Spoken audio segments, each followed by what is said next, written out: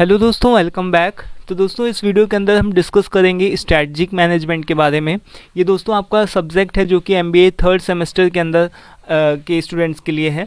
ठीक है, सो आज के इस वीडियो के अंदर हम लोग इसका यूनिट फर्स्ट को कवर करेंगे। यूनिट फर्स्ट के अंदर जितने भी टॉपिक्स हैं उन सभी टॉपिक्स को हम लोग डिस्कस करेंगे। इसका स्ट्रैटेजिक मैनेजमेंट क्या होता है, उसका meaning, nature, scope, directors, board of directors, इन सभी जितने भी टॉपिक्स हैं इसके अंदर सब चीज़ों को हम लोग डिस्कस करेंगे वन बाय वन। ठीक है, तो चलिए स्टार्ट करते हैं। यहाँ पर देखो, सबसे पहला जो आपका जो क्वेश्चन निकल करके आता है, जो क्वेश्चन आपका बनता है या फिर जो टॉपिक है इसका, दैट इज़ कि स्ट्रैटेजिक मैनेजमेंट क्या होता है, उसका मीनिंग बताओ, नेचर, स्कोप, इंपॉर्टेंस के बारे में बताओ। ठीक है, तो हम यहाँ पर देखते हैं कि स्ट्रैटेजिक मैनेजमेंट का मतलब क्या है। स्ट्रैटेजी क्या होती है, सिंपली स्ट्रैटेजी का मतलब क्या होता है। तो देखो, स्ट्रैटेजी का मतलब क्या होता है कि किसी तरीके की एक रणनीति है ना। जब भी हम कोई प्लान बनाते हैं तो हम उसको क्या बोलते हैं, जब भी हम कभी भी स्ट्रैटेजी का सिंपली मतलब क्या होता है कि कोई एक रणनीति यानी कोई प्लान बनाना, यानी कि हमको हमारा कोई गोल होता है जिसको हमको अचीव करना होता है। तो उस गोल को अचीव करने के लिए हम कौन कौन से स्टेप्स लेंगे, क्या क्या हम करेंगे, इस सभी चीज़ों को हम क्या बोलते हैं, स्ट्रैटेजी बोलते हैं। हम कहाँ पर जाएंगे, क्या करेंगे, किस तरीके से हम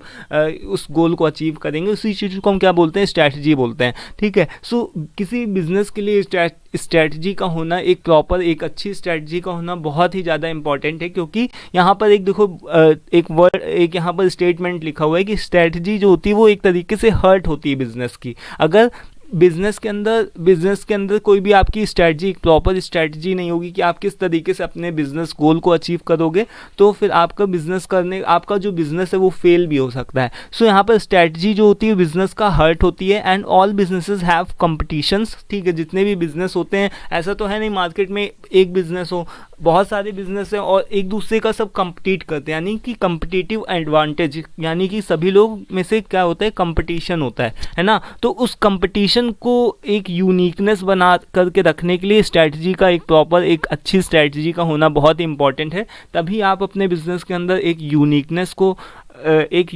आपके बिजनेस में डेवलप हो सकती है। और जब यूनिकनेस होगी तभी आपका कोई भी बिजनेस सक्सेसफुल होगा। ठीक है, सो इसी का, even if you have a great idea, चाहे आपके पास में बहुत ही अच्छा आइडिया हो, चाहे आपके पास में कोई बहुत ही अच्छा प्रोडक्ट हो, बट अगर आपके पास में एक प्रॉपर स्ट्रैटेजी नहीं कि कैसे आप अपने बिजनेस गोल को अचीव करोगे, तो आप कुछ नहीं कर सकते। ठीक है, तो यहाँ पर स्ट्रैटेजी का सिंपली मतलब है कि प्लान ऑफ एक्शन, यानी कि हमारे पास में प्लान तो है, बस उसको हम किस तरीके से रियल वर्ल्ड में अप्लाई करेंगे, कैसे हम उसके अंदर एक्शंस को करेंगे, उसी को हम क्या बोल रहे हैं, स्ट्रैटेजी बोल रहे हैं।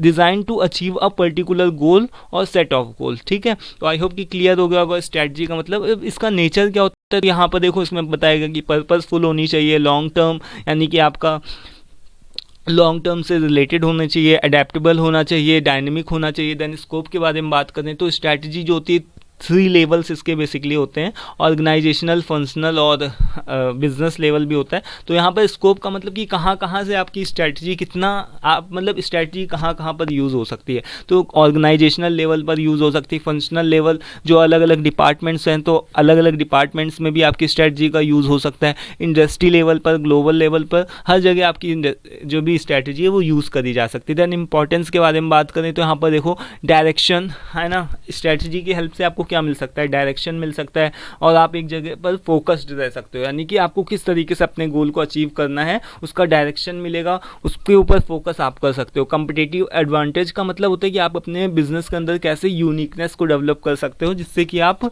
दूसरे लोगों से कम्पीट कर पाओ। देन रिसोर्सेज को ऑप्टिमाइजेशन, आपके पास में जितने भी रिसोर्सेज हैं कैसे आप उनको प्रॉपर यूज़ करोगे, कैसे उसको ऑप्टिमाइजेशन का मतलब यही होता है, रिसोर्सेज ऑप्टिमाइजेशन का मतलब कि आप जितने भी रिसोर्सेज उनका प्रॉपर यूज़ करना है ना।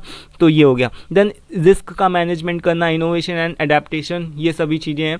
देन अब इसके बाद में आता है कि पूछा जाता है कि स्ट्रैटेजिक मैनेजमेंट का प्रोसेस बताओ, जो कि काफ़ी इंपॉर्टेंट है, या फिर component of strategy process, strategic management process, इस तरीके से भी पूछा जा सकता है। तो यहाँ पर सिंपली इसकी कुछ एक स्टेप्स हैं उसको ध्यान रख लो कि सबसे पहले हमको क्या करना होता है, एक स्ट्रैटेजिक इंटेंट, यानी कि स्टैब्लिशमेंट ऑफ स्ट्रैटेजिक इंटेंट। यहाँ पर सबसे पहला स्टेप क्या होता है कि हमको बिजनेस के विज़न और मिशन के ऊपर बात करनी होती है, यानी कि हमको देखना होता है कि हमारा गोल क्या है, हमारा पर्पस क्या है, हम क्या चीज़ अचीव करना चाहते हैं अपने बिजनेस के अंदर, तो हमको ये चीज़ पता करनी होती है। देन उसके बाद में उसके अकॉर्डिंग हमको फॉर्मुलेट करनी होती है, स्ट्रैटेजी का फॉर्मुलेशन करना होता है। देन हमने फॉर्मुलेट कर ली स्ट्रैटेजी, हमने केवल लिखने और बनाने से स्ट्रैटेजी तो काम चलेगा नहीं है ना, तब हमको क्या करना होता है, थर्ड स्टेप के अंदर हमको इम्प्लीमेंट भी करना होता है स्ट्रैटेजी। देन इम्प्लीमेंट कर लिया तो हमको क्या करना है फोर्थ स्टेप कि इम्प्लीमेंट भी कर लिया तो अब उसको हमको इवेलुएट करना है, यानी कि देखना है कि हमने जो भी स्ट्रैटेजी अपनी बनाई है, जो भी हम इम्प्लीमेंट कर रहे हैं, तो वो सही तरीके से काम कर रही है कि नहीं कर रही है, और जहाँ पर भी दिक्कत आ रही है तो उसका कंट्रोल भी करो। तो ये 5 स्टेप्स हैं, इसका आप प्रोसेस इसको मान सकते हो, और ये बहुत मतलब एक तरीके से इंपॉर्टेंट है, कई बार पूछा जाता है, तो इसको आप लिख सकते हो। यहाँ पर इसका देखो एक फ्लो चार्ट भी बना हुआ है, तो ऐसे। देन इसके बाद में मॉडल ऑफ स्ट्रेटजिक मैनेजमेंट, क्या क्या इसका मॉडल होता है ये भी पूछा जाता है कि इसके मॉडल बताओ, तो यहाँ पर कुछ लिखा हुआ है कि विज़न और मिशन के ऊपर सबसे पहले वही चीज़ बात करते हैं। देन हम एक्सटर्नल चीज़ों की एनालिसिस करते हैं, यानी अपॉर्चुनिटीज़ और थ्रेट्स की बात करते हैं। देन इंटरनल एनालिसिस करते हैं, स्ट्रेटजी का फॉर्मुलेशन करते हैं, स्ट्रेटजी बनाते हैं, यानी कि स्ट्रेटजी बनाते हैं, स्ट्रेटजी को इम्प्लीमेंट करते हैं, उसके बाद परफॉर्म देखते हैं, स्ट्रेटजी का इवेलुएट करते हैं, देन उसके बाद में कंट्रोल करते हैं, और देन फीडबैक और लर्निंग, यानी कि ये भी एक तरीके से प्रोसेस ही है जिसको हम लोग यहाँ पर मॉडल के नाम से जान रहे हैं। तो आप चाहो तो इसको प्रोसेस और मॉडल को एक साथ में अपने हिसाब से कंबाइन कर सकते हो। इधर से एक फ्लो चार्ट है, तो अगर चाहो तो इसको अपना एग्ज़ाम वगैरह में बना करके आ सकते हो, काफ़ी अच्छे मार्क्स मिलेंगे इससे, ठीक है। देन इसके बाद में यहाँ पर देखो differences between mission and vision, ये कई बार क्वेश्चन शॉर्ट में पूछ लिया जाता है कि इसके मिशन और विज़न के बारे में बताओ। तो सिंपली अगर मैं बात करूँ तो यहाँ पर जो मिशन होता है, जैसे मिशन की बात करूँ,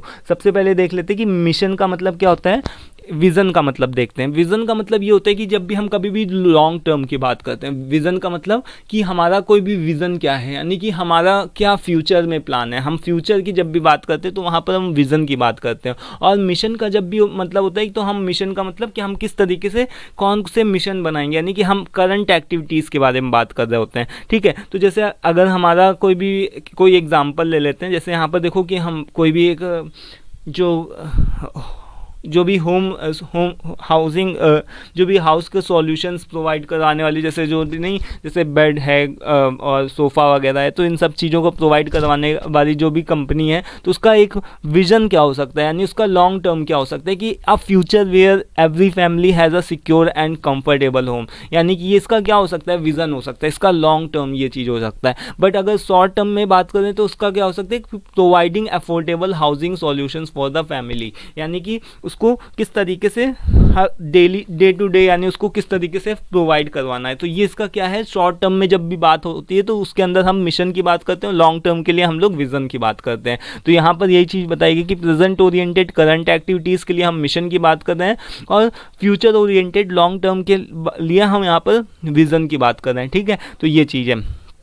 देन इसके बाद में डेविड मॉडल के बारे में पूछा जाता है कि जो भी हमने अभी स्ट्रेटजिक मैनेजमेंट का प्रोसेस पढ़ा ना, सेम प्रोसेस अगर आप चाहो तो यहाँ पर भी अप्लाई कर सकते हो, बट यहाँ पर इसके तीन स्टेप्स हैं, बेसिकली 3 स्टेप्स हैं। स्ट्रेटजी को फॉर्मुलेट करो, यानी स्ट्रेटजी को बनाओ, देन उसको इम्प्लीमेंट करो, देन उसको इवेलुएट करो। देन आगे के प्रोसेस जो भी हो सकते हैं वो सेम भी आप लिख सकते हो, और अगर नहीं लिखना, यहाँ पर इधर से कुछ एक जितने भी प्रोसेस हैं यहाँ पर हर एक का स्टेप लिखा है, ऑलमोस्ट सेम ही है, ठीक है। अगर आप चाहो तो वो भी लिख सकते हो, अगर चाहो तो यहाँ पर से भी इसको भी याद करके लिख सकते हो। देन इसके अलावा यहाँ पर इसका ये पूरा लिखा हुआ है, जितने भी यहाँ पर प्रोसेस, इधर से जितने भी प्रोसेस है ना, उसका यहाँ पर से पूरा डिटेल बताई गई है, डिटेल में है। ये मैंने खुद से पीपीटी तैयार करी है आप लोगों के लिए, और अगर आप चाहो तो इस पीपीटी को ले सकते हो, नीचे जो भी डिस्क्रिप्शन बॉक्स में है वहाँ पर से आप जा करके चेक कर सकते हो, ठीक है। व्हाट्सअप नंबर होगा तो वहाँ से आप ले सकते हो। देन इसके बाद में यहाँ पर डेविड मॉडल के बारे में बात करते हैं। डेविड मॉडल के बारे में हम लोगों ने बात कर लिया।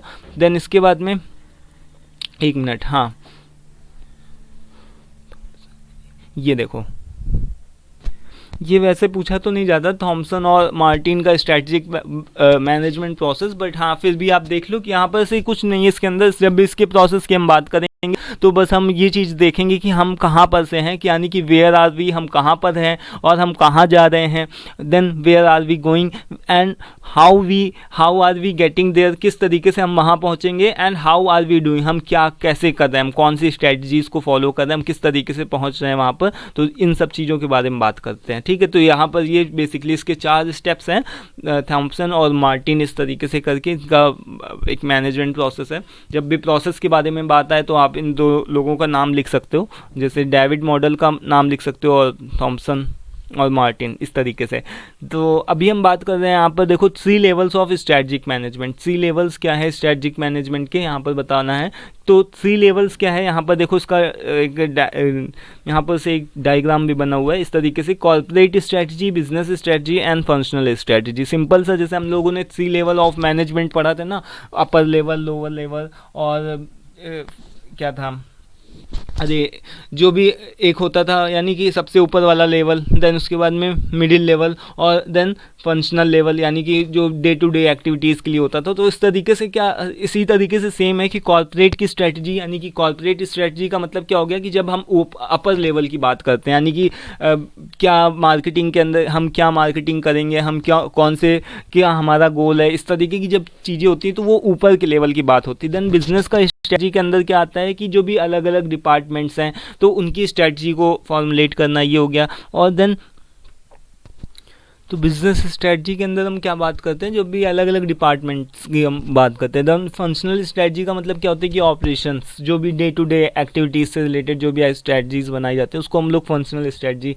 बोलते हैं, ठीक है। बिजनेस का अंदर अलग अलग डिपार्टमेंट्स हो गए, जैसे प्राइसिंग का डिसीजन लेना क्या होगा, इस्टेब्लिशिंग अ कम्पिटिटिव एडवांटेज, कैसे हम लोग यूनिकनेस, कम्पिटिटिव एडवांटेज कैसे हम कम्पिटिट करेंगे, इन सभी चीज़ों से रिलेटेड जो भी स्ट्रेटजीज बनाई जाती है उसको बिजनेस यूनिट और कम्पिटिटिव लेवल की स्ट्रेटजीज बोलते हैं। और फंक्शनल लेवल या ऑपरेशनल लेवल की स्ट्रेटजीज वही होती हैं जो हम लोग डे टू डे ऑपरेशंस, जो भी रोज़ हर एक दिन की जो भी स्ट्रेटजी बनाई जाती है, ठीक है। तो उसी को हम क्या बोल रहे हैं यहाँ पर, फंक्शनल स्ट्रेटजी के नाम से जानते हैं। यहाँ पर सबके एग्जांपल्स लिखे हुए हैं, देख सकते हो आप। बहुत ज़्यादा मतलब मैं अपनी तरफ से आप लोगों को बहुत हर एक चीज़ों को मैं डिस्कस नहीं कर रहा हूँ ताकि वीडियो फालतू में बहुत ज़्यादा लंबा ना जाए, ठीक है। तो अभी क्या है कि आगे की तरफ मैं इसको करता हूँ, यहाँ पर देख लो। और अगर हर एक चीज़ को मैं एक्सप्लेन करूँगा तो फिर आगे के अभी काफ़ी जो भी बोर्ड ऑफ डायरेक्टर्स का जो भी टॉपिक है वो आपको समझ में नहीं आएगा, क्योंकि वो भी एक काफ़ी कॉम्प्लिकेटेड टॉपिक है और इम्पॉर्टेंट भी है। तो अभी यहाँ पर देखो, ये जो 3 लेवल ऑफ स्ट्रेटजिक मैनेजमेंट लिखा हुआ है, जो वही चीज़ है उसी का सिंपल यहाँ पर फिर से उसका डिस्कस किया हुआ है मैंने, ठीक है। तो अभी देखो क्या है strategic decision making. Strategic decision making क्या होती है? डिसीजन मेकिंग का मतलब वही है कि आपके पास में बहुत सारे जैसे कोई भी प्रॉब्लम है तो उसका सॉल्यूशन के लिए आपके पास में बहुत सारे अल्टरनेटिव्स हैं, और उस अल्टरनेटिव से आप जो भी एक आप ऑप्शन को चूज़ कर रहे हो वही क्या है, डिसीजन मेकिंग हो गया। तो स्ट्रेटजिक डिसीजन मेकिंग का क्या मतलब हो गया, ये क्रूशियल और कॉम्प्लेक्स और क्रूशियल प्रोसेस होता है। और ये क्या है, selecting and implementing the strategies, यानी कि किसी भी तरीके की कोई भी एक जो बहुत सारी स्ट्रेटजीज़ होती हैं, यानी कि मान लो कि कोई आपका गोल है, मान लो यहाँ पर आपने कोई गोल को डिसाइड किया है, आपको पता है कि ये आपका गोल है और उसको अचीव करने के लिए बहुत सारी स्ट्रेटजीज़ हैं, 1-2 नंबर ऑफ स्ट्रेटजीज़ हैं। तो उसको सिलेक्ट करना, यानी कि हमने देख लिया कि मेरे पास भी बहुत सारी स्ट्रेटजीज़ हैं और उन स्ट्रेटजीज़ में से ये वाली स्ट्रेटजी बेस्ट है, और उसको हमने चूज़ तो कर लिया, सिलेक्ट कर लिया। अब उसको क्या करना है, इम्प्लीमेंट भी करना है, यानी कि हमको क्या करना है, उसको इम्प्लीमेंट भी करना है, और इम्प्लीमेंट ऐसा करना है कि वो सक्सेसफुल हो स्ट्रेटजी हमारी। तो इसी को हम क्या बोल रहे हैं, स्ट्रेटजिक डिसीजन मेकिंग बोल रहे हैं। देन इसके बाद में फीचर्स क्या होते हैं इसके स्ट्रेटजिक डिसीजन मेकिंग के, ये लॉन्ग टर्म फोकस्ड होती है और अलाइनमेंट विथ विजन, यानी फ्यूचर ओरिएंटेड हो, क्लियर इसके ऑब्जेक्टिव्स हों, कॉन्टीन्यूअस मॉनिटरिंग हो। Then strategic decisions involve numbers if and but तो इस तरीके से सारी चीज़ें जो भी इसके फीचर्स लिखे हुए हैं, आई थिंक इसको बहुत ज़्यादा डिस्कस करने की ज़रूरत नहीं है। तो इसके इम्पोर्टेंस की बात करें तो क्या होते हैं कि डिसीजन मेकिंग का इम्पोर्टेंस है, इससे हम इनोवेशन और ग्रोथ मिल सकती है, हमको रिस्क को कम कर सकते हैं, कॉन्टीन्यूअस इंप्रूवमेंट हम हो सकता है, रिसोर्सेज की इफिशियंसी हो सकती है, गाइडिंग डायरेक्शंस हो सकते हैं, योग्यता। अब हमारा एक और भी इम्पॉर्टेंट टॉपिक आता है, that is corporate government. Corporate governance क्या होता है, कॉर्पोरेट गवर्नेंस क्या होता है। जैसे यहाँ पर नाम से पता चल रहा है, गवर्नेंस का मतलब कि जो भी गवर्नमेंट, यानी कि जैसे कि जो गवर्नमेंट होती है वो हमारे लिए क्या करती है, एक सेट ऑफ रूल्स और रेगुलेशंस को सेट करना। तो इसी तरीके से कॉर्पोरेट में भी काफ़ी सारे रूल्स होते हैं, रेगुलेशंस होते हैं। ऐसा नहीं कि कोई भी कंपनी खड़ी हुई और उसमें कोई भी रूल रेगुलेशन नहीं लग रहे हैं, केवल काम हो रहा है, ऐसे ही नॉर्मल तरीके से काम हो रहा है। तो बहुत सारे रूल्स लगते हैं, यानी कि लेबर लॉ को भी देखा जाता है कि किस तरीके से सभी लोग खुश रहें, सभी लोग सेटिस्फैक्शन भी हो उन सभी के अंदर, और सभी रूल्स रेगुलेशंस भी जो भी गवर्नमेंट के सभी रूल्स हों वो भी सब फॉलो हों। तो कॉर्पोरेट गवर्नेंस का मतलब क्या होता है कि system by which a company is directed और कंट्रोल, यानी कि ऐसे कौन से रूल्स रेगुलेशंस हैं जिससे कि पूरी कंपनी जो चल रही है। जैसे बहुत सारे रूल्स होते हैं कंपनी के अंदर, जैसे कई कंपनियों के अंदर क्या होता है कि फ़ोन की पॉलिसी होती है कि आप वर्किंग आवर में मोबाइल फ़ोन का नहीं यूज़ कर सकते। कई कंपनियों में क्या होता है कि आप बाहर नहीं जा सकते, गेट पास बनवाया जाता है। तो ये सभी क्या होते हैं, रूल्स होते हैं, यानी कि combination of rules, process, law, पूरी कंपनी जिससे कि जो भी बिजनेस है वो क्या होता है कि ऑपरेटेड होती है, रेगुलेटेड होती है, कंट्रोल्ड होती है। यानी कि पूरे साल में आपको कितनी छुट्टियां मिलेंगी और आप कितने ऐसे कैजुअल लीव्स ले सकते हो, इस तरीके से। अगर इससे ज़्यादा लीव लोगे तो क्या पनिशमेंट मिलेगा, और अगर कोई भी लीव नहीं लोगे तो उससे आपको रिवॉर्ड मिलेगा। तो ये सभी चीज़ें क्या होते हैं, रूल्स होते हैं। एक तरीके से कंपनी के कितना घंटे का ओवर टाइम मिलेगा, ये सभी रूल्स होते हैं। यानी कि इसी को हम क्या बोल रहे हैं, कॉर्पोरेट गवर्नेंस बोल रहे हैं। और इसी से पूरी कंपनी जो होती है वो रन करती है, जो कि board of director primary focus करते हैं इस चीज़ के ऊपर। बोर्ड ऑफ डायरेक्टर्स का मतलब होता है डायरेक्टर्स लोग ही इस पर्टिकुलर रूल्स वगैरह को बनाते हैं, जो कि शेयर होल्डर्स बाद में उसको पास करते हैं। तो इसके बेसिक 4 प्रिंसिपल्स होते हैं, accountability, transparency, fairness and responsibilities. ये इसके 4 प्रिंसिपल, बेसिक प्रिंसिपल होते हैं। तो अभी आगे देखो कि बेनिफिट्स ऑफ कॉर्पोरेट गवर्नेंस, यानी कि आगे के बेनिफिट क्या होते हैं कि अगर हम किसी भी कंपनी को अगर रूल्स और रेगुलेशन के साथ में चला रहे हैं तो क्या क्या इसके बेनिफिट हो सकते हैं। तो इससे हम कॉन्फ्लिक्ट जो भी हो सकते हैं वो कम कर सकते हैं, कॉन्फ्लिक्ट का रेजोल्यूशन कर सकते हैं, रिसोल्यूशन कर सकते हैं। देन इसके बाद में इफ़िशिएंट और सिस्टमेटिक ऑपरेशंस को हम अप्लाई कर सकते हैं। लॉन्ग टर्म की सस्टेनेबिलिटी हो सकती है, इम्प्रूव्ड डिसीजन मेकिंग हो सकती है, इन्हेंस्ड शेयर होल्डर्स का ट्रस्ट को हम बढ़ा सकते हैं। तो ये सभी चीज़ें इसके बेनिफिट हैं कॉर्पोरेट गवर्नेंस के। देन इसके बाद में इसके कुछ एक चैलेंजेस भी होते हैं। ऐसा नहीं कि सब चीज़ें अच्छी हैं कॉर्पोरेट गवर्नेंस की, अगर रूल और रेगुलेशंस बने हैं तो कई एक चीज़ें इसमें आपको कुछ इसमें चैलेंजेस भी देखने को मिलेंगे, जैसे कि कॉन्फ्लिक्ट और इंटरेस्ट। जैसे क्या मतलब कि हर कोई तो एग्री नहीं होगा। सपोज दैट कि अब रूल बना दिया गया, कोई भी रूल बना दिया गया, तो अब ज़रूरी तो नहीं है कि किसी का इंटरेस्ट होगा उस रूल में, किसी का इंटरेस्ट नहीं होगा। जैसे अगर मान लो फ़ोन की पॉलिसी बना दी गई कि फ़ोन नहीं आप यूज़ करोगे, तो मैनेजमेंट का तो उस चीज़ में इंटरेस्ट है, बट एम्प्लॉयज़ जो हैं वो उनका इंटरेस्ट नहीं है उस चीज़ में। वो लोग ऐसा नहीं चाहते कि हम फ़ोन का एकदम यूज़ ना करें, वो थोड़ा सा उसमें फ्लेक्सिबिलिटी चाहते हैं, या फिर उतना ज़्यादा कि बहुत ज़्यादा उसमें रिजिड होना, ये भी सही बात नहीं है। तो ये क्या हो गया कि ग्लोबलाइजेशन की कॉम्प्लेक्सिटी, यानी कि अगर हम कोई भी रूल और रेगुलेशन बना रहे हैं तो ऐसा तो नहीं, मतलब पूरे वर्ल्ड में वो चीज़ फिट नहीं बैठेगी। अगर हम ग्लोबल लेवल पर अगर हम बात कर रहे हैं कंपनी के रूल्स और रेगुलेशंस पे, तो कई जगह पर अलग तरीके के लोग होंगे, वहाँ के ट्रेडिशन, कस्टम, नॉर्म्स और ये सभी चीज़ें अलग होंगी और दूसरी जगह पर अलग होंगी। तो ये ग्लोबलाइजेशन की कॉम्प्लेक्सिटी होती है। देन लॉन्ग टर्म का शॉर्ट टर्म का प्रेशर भी होता है। जैसे कि अगर कॉर्पोरेट गवर्नेंस होता है, ये फोकस्ड किस पे होती है, लॉन्ग टर्म पे, बट उसमें शॉर्ट टर्म के ऊपर रिजल्ट इतनी आसानी से नहीं मिलते। तो यानी कि quick results with the long term goals of the company is challenging, यानी इतनी जल्दी शॉर्ट टर्म में आपको रिजल्ट देखने को नहीं मिलते। तो ये भी एक काफ़ी बड़ा चैलेंज होता है। देन आगे हम बात करें तो ट्रेंड्स क्या होते हैं, इसको फिलहाल छोड़ते हैं। अब देखो यहाँ पर आते हैं एक इम्पॉर्टेंट चीज़ के ऊपर, ये आपसे बेसिकली पूछा नहीं जाता है, बट हाँ आपको पता होना चाहिए अभी आगे की चीज़ों को समझने के लिए। यानी कि यहाँ पर देखो क्या लिखा हो, ये कंपनी है, ठीक है, ये एक कंपनी है। कंपनी के अंदर क्या क्या होते हैं, बेसिकली शेयर होल्डर्स होते हैं जो कि कंपनी के ऊपर क्या करते हैं, पैसे लगाते हैं, उसके शेयर्स को खरीदते हैं। तो ये क्या हो गए, ओनर्स हो गए एक तरीके से कंपनी के। देन इसके बाद में मैनेजमेंट आता है, यानी कि मैनेजमेंट चलो बाद में आता है, इसके बाद में डायरेक्टर्स आ जाते हैं।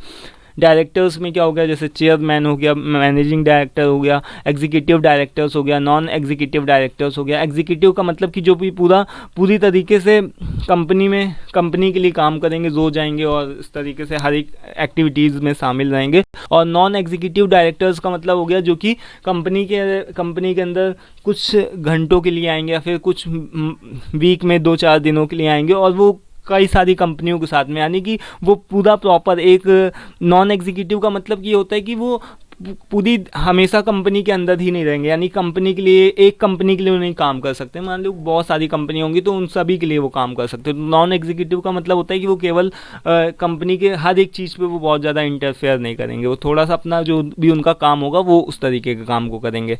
ठीक, तो ये होगा। देन इसके बाद में मैनेजमेंट का मतलब क्या हो गया कि मैनेजमेंट एक अलग हो गया, तो शेयर होल्डर्स अलग, बोर्ड ऑफ डायरेक्टर्स अलग। मैनेजमेंट में क्या आ जाता है कि चीफ एग्जीक्यूटिव ऑफिसर आ गया, चीफ फाइनेंशियल ऑफिसर आ गया, चीफ ऑपरेटिंग ऑफिसर आ गया, चीफ मार्केटिंग ऑफिसर और अदर्स ऑफिसर्स आ गए। तो ये क्या हो गया, मैनेजमेंट टीम हो गया। मैनेजमेंट टीम अलग, डायरेक्टर्स बोर्ड ऑफ डायरेक्टर्स अलग और शेयर होल्डर अलग। ये इस तरीके से कंपनी का ये एक तरीके का स्ट्रक्चर होता है कंपनी का।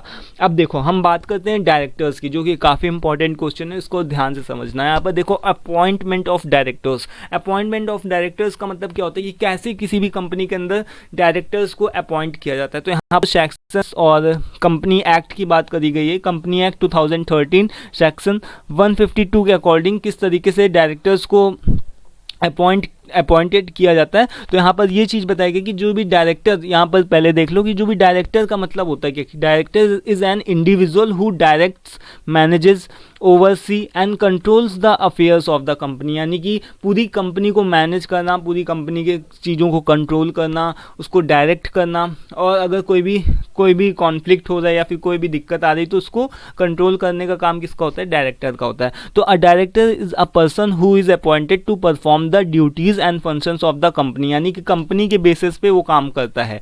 यानी कि जैसे अभी हमने देखा है ना, शेयर होल्डर्स क्या होते हैं कि केवल कंपनी के मालिक होते हैं। तो कंपनी के मालिक तो होते हैं, लेकिन अब वो हर एक काम कंपनी का नहीं करेंगे। जैसे अगर मान लो 1 पर्सन की कंपनी है, अगर एक व्यक्ति की कंपनी है तो वही उस कंपनी का शेयर होल्डर है, वही उस कंपनी का, चाहे उसको डायरेक्टर बोल लो, चाहे वही चीफ एग्जीक्यूटिव ऑफिसर बोल लो। लेकिन अगर मान लो पब्लिक कंपनी या फिर बड़ी कंपनी है तो उसमें शेयर होल्डर्स अलग होंगे, है ना। उसमें शेयर होल्डर्स क्या होंगे कि वो अलग होंगे, वो कंपनी के मालिक हो सकते हैं, बट वो कंपनी के हर एक चीज़ों को, एक्टिविटीज़ को वो क्या करेंगे कि वो अपनी जो भी उनकी पावर होगी तो वो डायरेक्टर्स के हाथों में दे देंगे कि आप कंपनी को रन करो, अच्छे तरीके से रन करो, जो भी डिसीजंस लेना हो वो लो, मुझे तो क्या चाहिए, कंपनी का प्रॉफिट चाहिए। तो ये चीज़ करते हैं वो लोग।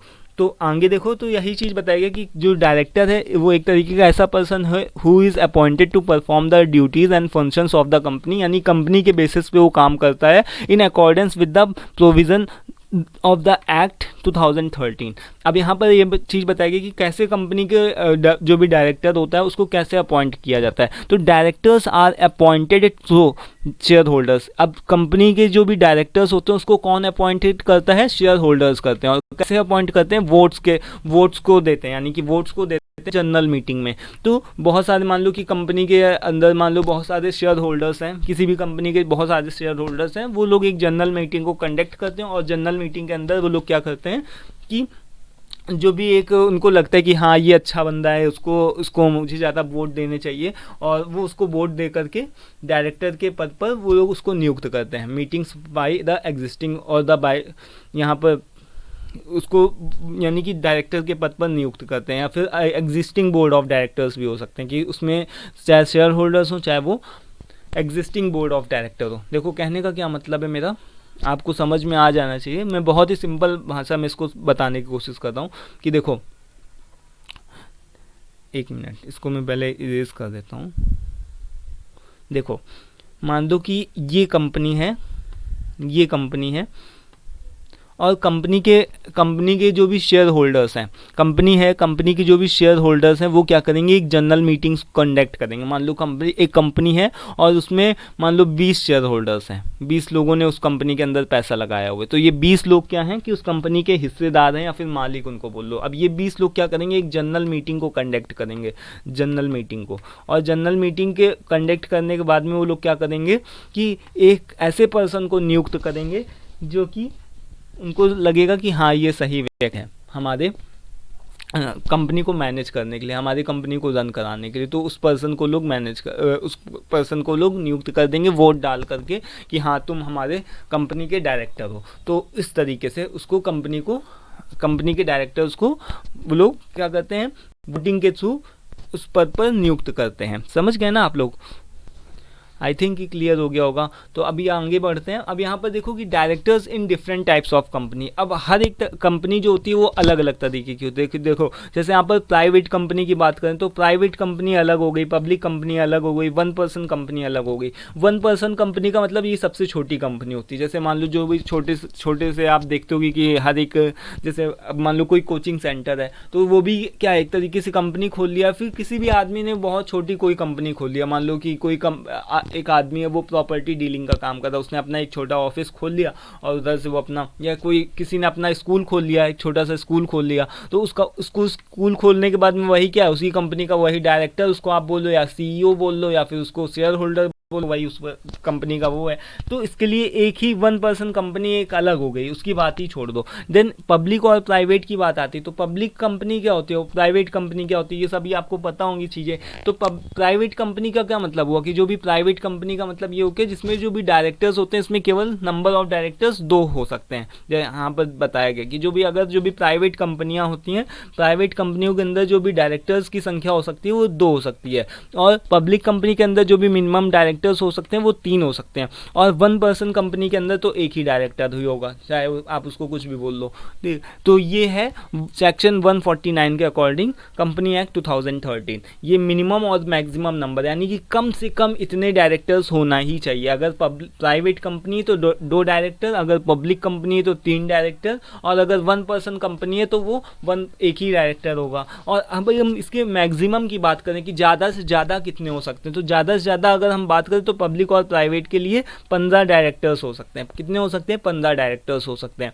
और इसके लिए 15 से ज़्यादा भी हो सकते हैं। देखो 15 तो मतलब अधिकतम संख्या है कि 15 से ज़्यादा नहीं हो सकते हैं, है ना, ये मैक्सिमम है। लेकिन 15 से ज़्यादा भी आप कर सकते हो, but by passing special resolution. Special resolution का मतलब आप ऐसा समझ लो कि जो भी जनरल मीटिंग होती है उसमें सब शेयर होल्डर्स की एक राय मशवरा सलाह लो, पूरी गवर्नमेंट की एक वोट लो, उसके बाद में 15 डायरेक्टर्स के ऊपर आप जा सकते हो। वैसे 15 डायरेक्टर्स बहुत होते हैं, तो किसी भी कंपनी में आई थिंक कि 15 डायरेक्टर्स के ज़्यादा जाने की जरूरत नहीं पड़ती होगी। बट हाँ, स्टिल अगर किसी कंपनी को ज़रूरत है तो 15 डायरेक्टर्स से ज़्यादा भी डायरेक्टर्स उस कंपनी के लिए हो सकते हैं। बट उसके लिए उसको क्या करवाना पड़ेगा, स्पेशल रेजोल्यूशन पास करवाना पड़ेगा। बट अब देखो एक और भी चीज़ यहाँ पर बताई गई कि किसी भी कंपनी में एटलीस्ट 1 रेसिडेंट डायरेक्टर होना चाहिए। 1 रेसिडेंट डायरेक्टर का मतलब क्या हो गया, रेसिडेंट का मतलब क्या हो गया,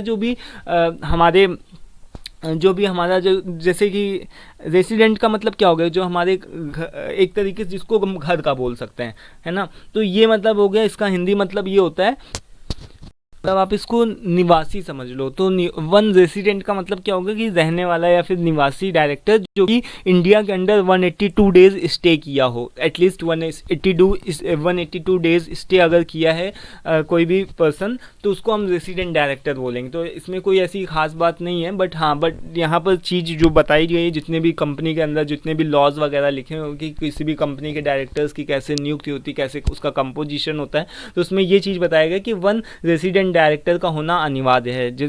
और रेसिडेंट डायरेक्टर का मतलब ये होता है कि इंडिया के अंदर वो 182 डेज स्टे किया होना चाहिए, तो हम उसको रेसिडेंट डायरेक्टर को कंसीडर कर सकते हैं कि वो रेसिडेंट डायरेक्टर है।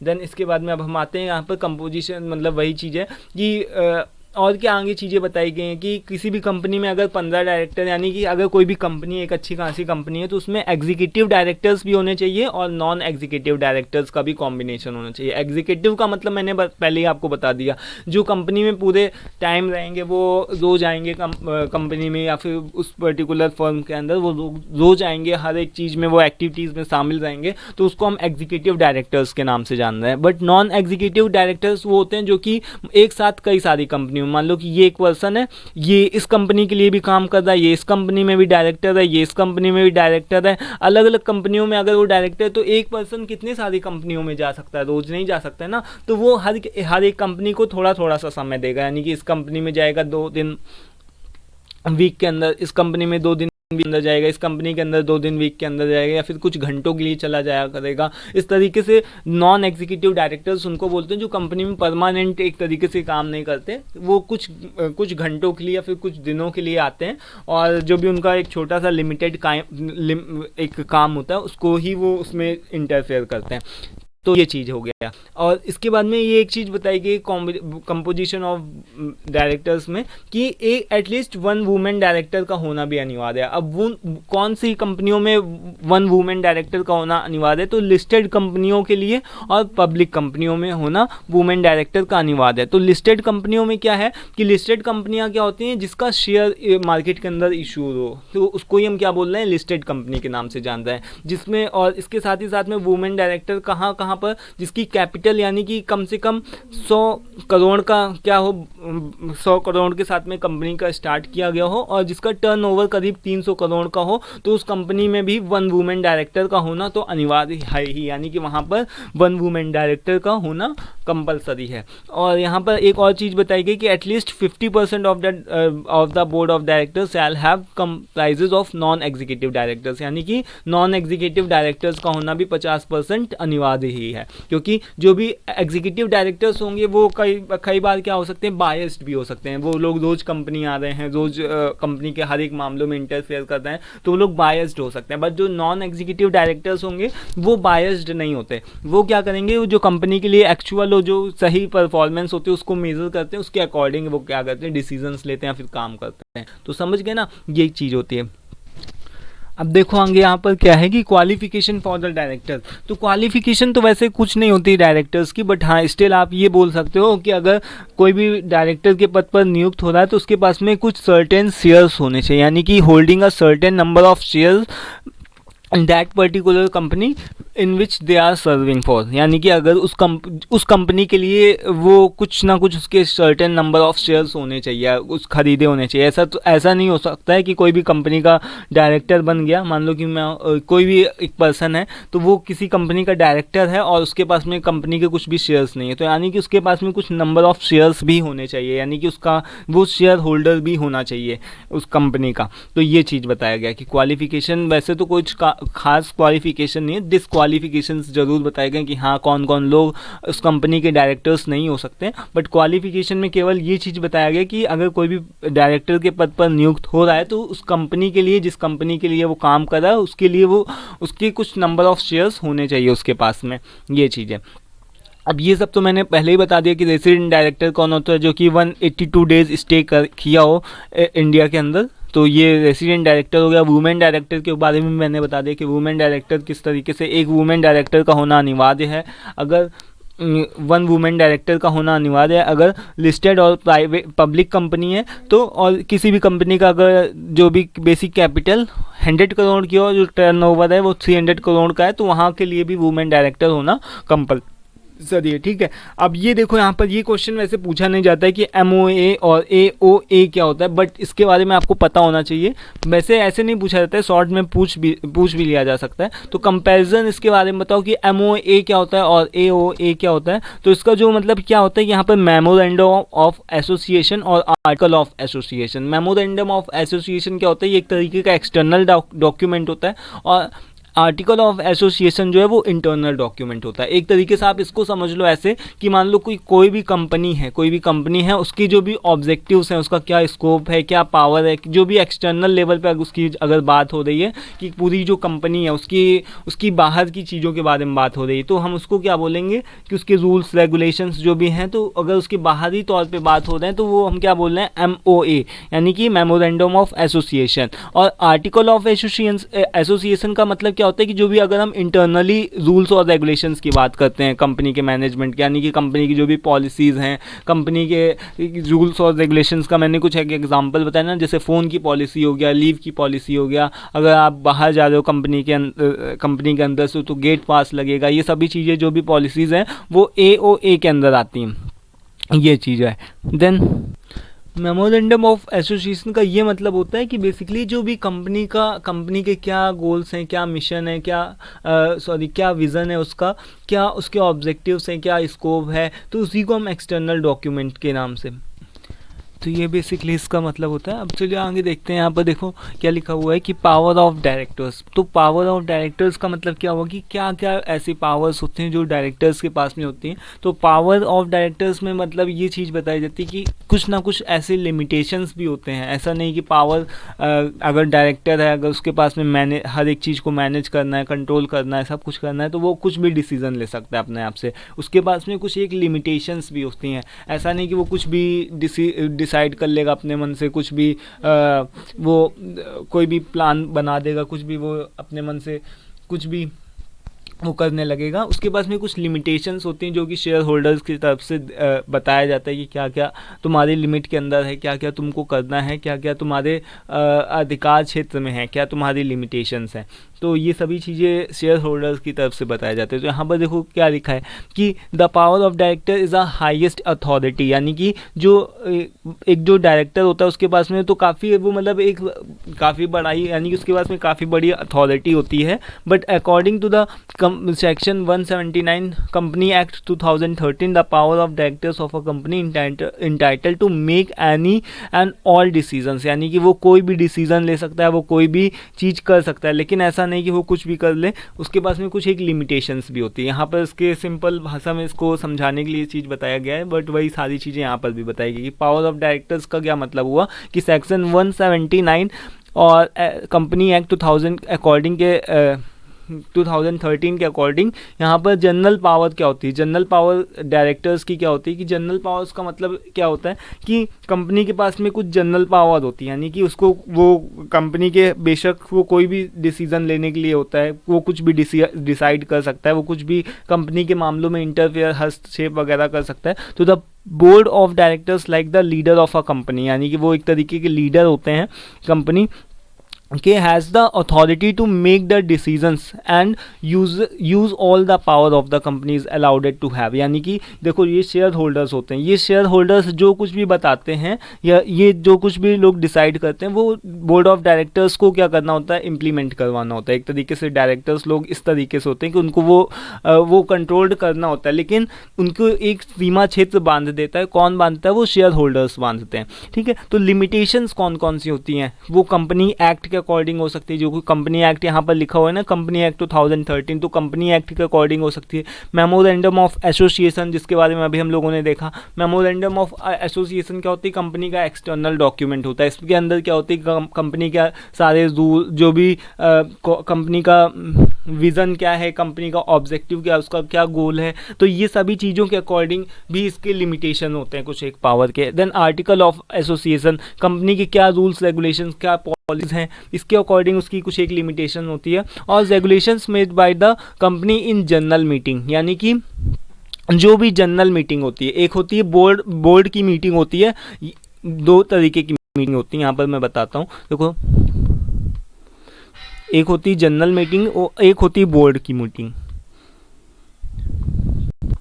इसको हम लोग बिग और स्मॉल के नाम से जानते हैं। ये जो जनरल मीटिंग होती है ये बड़ी मीटिंग होती है, इसके अंदर शेयर होल्डर्स भी होती हैं और डायरेक्टर्स भी भी होते हैं। और जो बोर्ड की मीटिंग होती है वो केवल किसकी होती है, वो डायरेक्टर्स की ही मीटिंग होती है। इसके अंदर छोटे तरीके के डिसीजंस लिए जा सकते हैं, जो भी डायरेक्टर्स के जो भी लिमिटेशंस होते हैं उसके अकॉर्डिंग वो केवल डिसीजंस को ले सकता है। जबकि जनरल मीटिंग के अंदर क्या होते हैं, जनरल मीटिंग के अंदर शेयर होल्डर्स भी बैठे होते हैं और डायरेक्टर्स भी बैठे होते हैं। तो ये सभी लोग बैठ करके जब भी मीटिंग करते हैं तो इसको ही जनरल मीटिंग कहते हैं। तो जो भी regulations made by the company in general meeting, जो भी जनरल मीटिंग में जो भी रेगुलेशंस रूल्स बनाए जाते हैं वो सभी रूल्स और रेगुलेशंस के अकॉर्डिंग ही डायरेक्टर को डिसीजन लेने होते हैं। ऐसा नहीं कि वो कुछ भी डिसाइड कर लेगा जो भी उसके लिमिटेशन से बाहर हो। फिर क्या लिखा है कि नेक्स्ट हमारा पॉइंट क्या है, restrictions by the share holders. Restriction by the share holders का मतलब क्या होगा कि share holders who are the owner of the company can decide in a big meeting. Big meeting का मतलब वही है कि general meeting, if they want to limit और control some power of the board. यानी कि यहाँ पर क्या मतलब बताया गया है कि जब भी जनरल मीटिंग को कंडक्ट कराया जाए, जब भी जनरल मीटिंग होती है तो उसके अंदर जो भी शेयर होल्डर्स होते हैं वो कुछ ऐसे डिसीजंस लेते हैं जिसको डायरेक्टर्स को मानना होता है। जो डायरेक्टर्स होते हैं कंपनी के वो उनके डिसीजंस के अकॉर्डिंग ही चलते हैं, ये चीज़ है। देन इसके बाद में general meeting versus board meeting, इसको मैंने पहले ही बता दिया कि इसका मतलब जो भी जनरल मीटिंग क्या होती है, बड़ी मीटिंग होती है, इसके अंदर शेयर होल्डर्स भी होते हैं और वो लोग क्या करते हैं, कंपनी के जो भी रूल्स रेगुलेशन जो भी पॉलिसीज़ होते हैं वो सब कुछ डायरेक्टर्स को बताते हैं और डायरेक्टर्स को उसके अकॉर्डिंग ही डिसीजन लेना होता है। तो यहाँ पर ये चीज़ कही गई कि the board alone can not decide everything. यानी कि जो भी बोर्ड है, यानी कि जो भी डायरेक्टर्स लोग हैं वो सब कुछ अकेले ही डिसाइड नहीं कर सकते। अगर उन्होंने कोई डिसीजन लिया है तो उसको पास भी करवाना पड़ता है। तो validity of the board resolutions, validity अगर मतलब कि अगर कोई भी फिर भी अगर मान लो कि अगर कोई भी डिसीजन लेना हो, अगर बोर्ड यानी कि डायरेक्टर्स ने अगर कोई भी डिसीजन लिया हो तो उसको क्या होता है कि उसको उनको पास करवाना होता है 30 डेज़ के अंदर। यहाँ पर क्या लिखा हुआ कि सपोज दैट, यहाँ पर देखो कहने का क्या मतलब है इनका कि अगर देखो 30 कोई भी डायरेक्टर्स ने कोई भी डिसीजन लिया, मान लो डायरेक्टर्स हैं इन लोगों ने कोई भी चीज़ डिसाइड किया, तो अब डिसाइड करने के बाद में 30 दिनों के अंदर अंदर इनको क्या करना पड़ेगा, शेयर होल्डर्स जब भी जनरल मीटिंग कंडक्ट होगी तो इसको जनरल मीटिंग में या फिर इनको 30 दिन के अंदर अपने जो भी इन्होंने डिसाइड किया उसको दिखाना पड़ेगा, उसको पास करवाना पड़ेगा जो भी इन्होंने डिसीजन लिया है। और अगर इन्होंने कोई भी चीज़ डिसाइड कर ली है और पता चला कि जब जनरल मीटिंग कंडक्ट हुई, मान लो डिसीजन कोई भी डायरेक्टर्स ने ले लिया और फिर भी जब जनरल मीटिंग कंडक्ट हुई तो उसमें ऐसा नहीं बोल दिया जाएगा कि डायरेक्टर्स तुमने एकदम गलत डिसीजन लिया है ना। डायरेक्टर्स के डिसीजंस को फिर गलत नहीं ठहराया जा सकता, हाँ चेंजेस किए जा सकते हैं। यहाँ नहीं कि यहाँ पर ये चीज़ बताएगी कि okay way decided it first, यानी कि डायरेक्टर्स ने जो भी किया था वो पहले जो भी किया था कि हम लोगों ने पहले वो चीज़ डिसाइड की थी, अब हम चेंजेस करते हैं। ऐसा पता चले कि अगर जनरल मीटिंग हुई, जैसे यहाँ पर कहने का क्या मतलब है, देखो मैं बता रहा हूँ कि सपोज दैट कि ये कंपनी है, कंपनी के अकॉर्डिंग क्या हुआ कि डायरेक्टर्स ने अगर मान लो कि कोई भी डिसीजन लिया, डायरेक्टर्स ने क्या किया, कोई भी डिसीजन ले लिया, तो डायरेक्टर्स के पहले ही पास में क्या है, कुछ लिमिटेशन है कि उसको कुछ ना कुछ यानी कि अपनी लिमिट के अंदर ही डिसीजन लेना है। ये चीज़ पक्की है कि डायरेक्टर्स को अपनी लिमिट के अंदर ही डिसीजन लेना है। अब फिर भी मान लो डिसीजन डायरेक्टर ने ले लिया और उसको जब जनरल मीटिंग कंडक्ट हुई तो उसमें पता चला कि जो भी शेयर होल्डर्स बैठे और जब भी डायरेक्टर्स बैठे, सब लोग बैठे, तो पता चला कि जो जनरल मीटिंग कंडक्ट हुई उसमें उनका डिसीजन को सबको पसंद नहीं आया, समझ में नहीं आया जनरल मीटिंग के अंदर, या ऐसा लगा कि डायरेक्टर्स ने जो भी डिसीजन लिया वो सही नहीं है। तो जनरल मीटिंग के अंदर अब ये चीज़ नहीं बोल दिया जाएगा, ऐसा नहीं बोल दिया जाएगा पूरी कंपनी के अंदर कि जो भी डायरेक्टर्स ने डिसीजन लिया था वो गलत था। उन जनरल मीटिंग के अंदर जो भी उन डायरेक्टर्स ने डिसीजन लिया था उसके अंदर ही मॉडिफिकेशन करके ये बोला जाएगा कि हाँ इन जो भी डायरेक्टर्स ने डिसीजन लिया था वो ठीक लिया था, लेकिन हम लोगों ने वो चीज़ पहले डिसाइड करी थी, अब हम अपने रूल्स में चेंजेस करते हैं और नए डिसीजन को लेते हैं। ठीक है, समझ गए ना। तो जो भी डायरेक्टर ने डिसीजन ले लिया, एक बार पता चला कि वो बाद में जनरल मीटिंग के अंदर शेयर होल्डर्स को नहीं भी पसंद आया, तो ऐसा नहीं बोल दिया जाएगा कि डायरेक्टर्स ने गलत डिसीजन लिया है।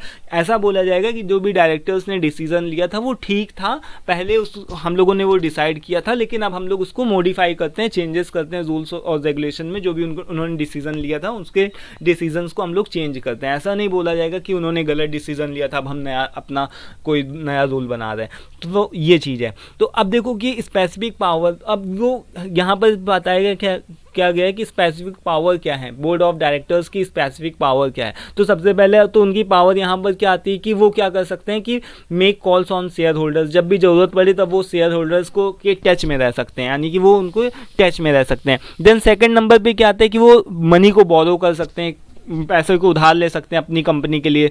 देन जहाँ पर भी फंड्स को इन्वेस्ट करना है उसका डिसीजन ले सकते हैं, लोन्स को कहाँ से लेना है इस चीज़ का डिसीजन ले सकते हैं। देन अप्रूविंग फाइनेंशियल स्टेटमेंट, ये सभी काम जो होते हैं वो क्या होते हैं, एक तरीके से पावर होती है डायरेक्टर की, तो ये सभी काम क्या होते हैं डायरेक्टर्स के अंडर में ही आते हैं। ये सभी काम जो होते हैं ऐसे पूछे जाते हैं। तो कभी भी आपसे अगर ऐसे भी पूछ ले रोल्स और रिस्पॉन्सिबिलिटीज़ क्या होते हैं डायरेक्टर्स की, तो आप ये सब लिख दोगे तो भी चलेगा।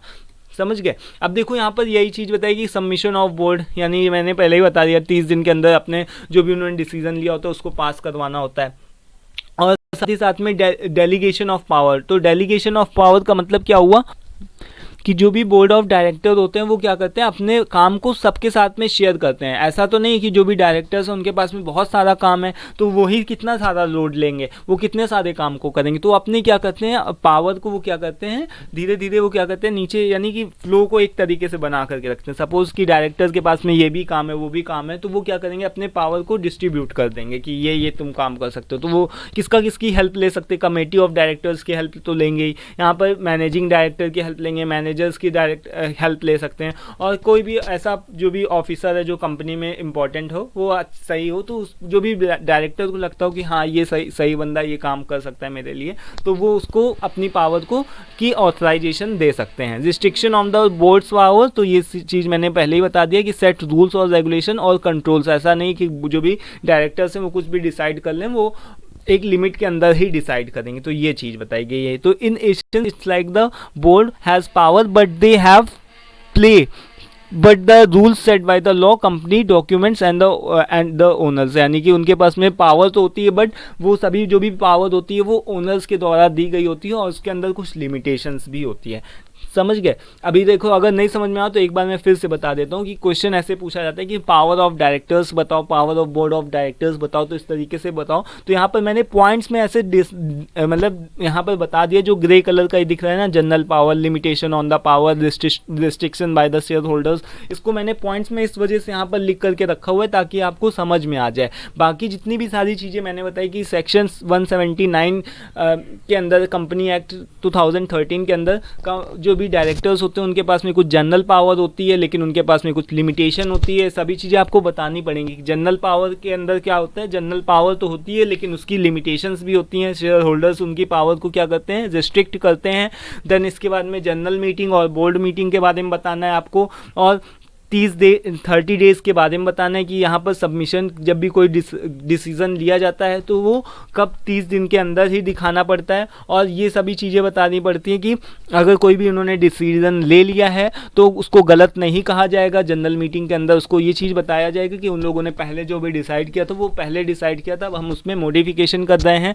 और ये सभी चीज़ें बतानी पड़ेंगी कि उनकी क्या रोल्स रिस्पॉन्सिबिलिटीज़ होती हैं। वो शेयर होल्डर्स के टच में रह सकते हैं, मनी को बोरो कर सकते हैं, फंड्स को इन्वेस्ट कर सकते हैं, ये सभी चीज़ें बतानी होंगी आपको। देन इसके बाद में पावर को कौन कौन तरीके से डेलीगेट कर सकते हैं, कहाँ कहाँ पर वो लोग अपनी पावर को डिस्ट्रीब्यूट कर सकते हैं, किसको किसको दे सकते हैं। तो मैनेजिंग डायरेक्टर्स की हेल्प ले सकते हैं, वो मैनेजर्स की हेल्प ले सकते हैं, या फिर कंपनी का कोई भी ऑफिसर हो जिसके ऊपर उनको ट्रस्ट हो उसकी हेल्प ले सकते हैं। तो ये सभी चीज़ें आपको डिस्कस करनी होंगी जब भी आप ये क्वेश्चन आपसे पूछा जाएगा कि power of board of directors के बारे में बताओ। ठीक है, तो ये सभी चीज़ें आपको क्लियर होनी चाहिए। और मैंने अपनी तरफ से बहुत ही सिंपल और बहुत ही ईजी इसको आपको बताने की कोशिश करी।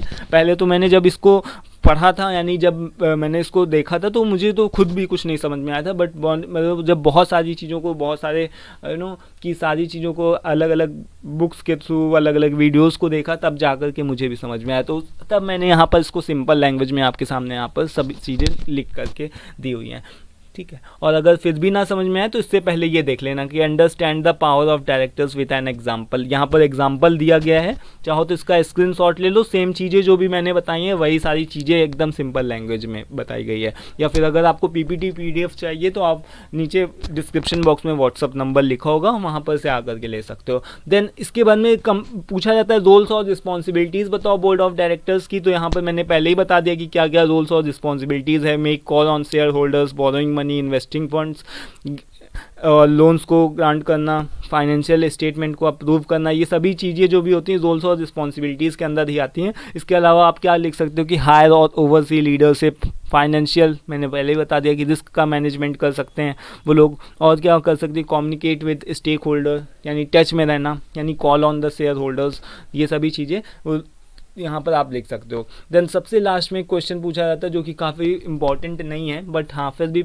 आपको पता होना चाहिए कि स्ट्रैटेजिक इंटेंट क्या होता है, मिशन, विज़न, सबके बारे में हम डिस्कस कर चुके हैं यहाँ पर। बिजनेस डिफिनीशन क्या होते हैं, बिजनेस मॉडल, उसके गोल ऑब्जेक्टिव क्या होते हैं। तो स्ट्रेटेजिक इंटेंट का सिंपली मतलब ये समझो कि पर्पस ऑफ द कंपनी, यानी कि जो कंपनी है उसका क्या पर्पस है, वो क्या बना रही है, वो उसका क्या, कौन से टूल्स का यूज़ करेगी, यानी कि कंपनी का क्या प्रोडक्ट है और कंपनी का क्या गोल है, वो उसको क्या अचीव करना है, for which company works for, यानी कि कंपनी किस चीज़ के लिए काम कर रही है। Strategic intent refers to a company long term vision of for its future, यानी कि कंपनी किस चीज़ के लिए काम कर रही है और कंपनी का लॉन्ग टर्म गोल क्या है, यानी कि वो किस चीज़ के लिए काम कर रही है। तो विज़न और मिशन के बारे में मैंने पहले ही बता दिया। विज़न क्या होता है, लॉन्ग टर्म गोल होता है, मिशन क्या होता है, शॉर्ट टर्म गोल होता है।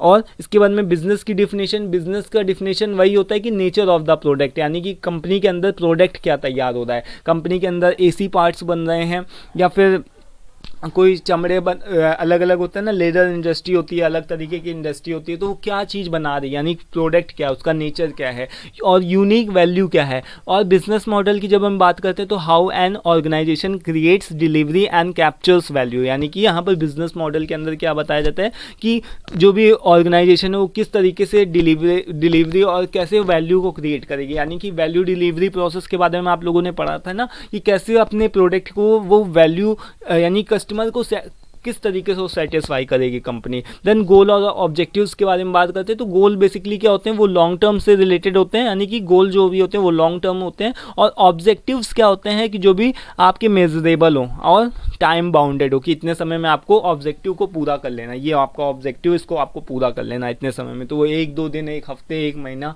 या 1 साल, इस तरीके से कुछ भी हो सकता है। तो ये मेजरेबल होते हैं बेसिकली, जो ऑब्जेक्टिव्स होते हैं वो मेजरेबल होते हैं, जो गोल्स होते हैं वो क्या होते हैं, लॉन्ग टर्म होते हैं। तो ये समझ गए आप। अब नेक्स्ट वीडियो में हम दोस्तों बात करेंगे यूनिट सेकंड के ऊपर। ये यूनिट सेकंड जो फर्स्ट थी वो काफ़ी लेंदी यूनिट थी और उसमें काफ़ी सारे टेक्निकल टर्म्स और मतलब काफ़ी थोड़ी सी कठिन थी, इसका सिंपली मतलब समझो। और जो यूनिट सेकंड है वो थोड़ा सिंपल है comparison to the first unit. ठीक है, तो हम लोग सेकंड यूनिट के बारे में बात करेंगे नेक्स्ट वीडियो के अंदर। और दोस्तों आई होप कि मैंने सब कुछ सिंपल लैंग्वेज में आपको, बहुत ही ईजी लैंग्वेज में, एकदम सिंपल तरीके से सारी चीज़ों को आपको बताया हुआ है यूनिट फर्स्ट के अंदर।